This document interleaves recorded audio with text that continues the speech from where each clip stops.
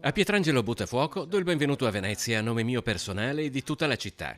Se il sindaco Luigi Brugnaro ha commentato la nomina del nuovo presidente della Biennale all'insegna della plomb istituzionale, più o meno la stessa linea del presidente di Regione Luca Zaia, per il senatore mestrino di Fratelli d'Italia Raffaele Speranzon si tratta del cambio di passo che il governo Meloni vuole imprimere in ogni sede culturale e sociale della nazione, come la Biennale, definita un feudo in cui la sinistra collocava amici e accoliti.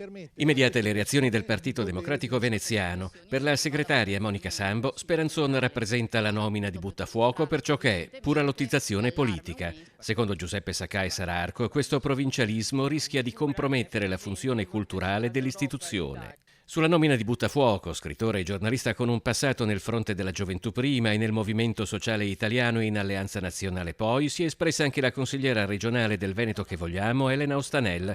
Invece di pensare ai feudi da espugnare, la destra farebbe meglio a garantire un reale sostegno alla cultura.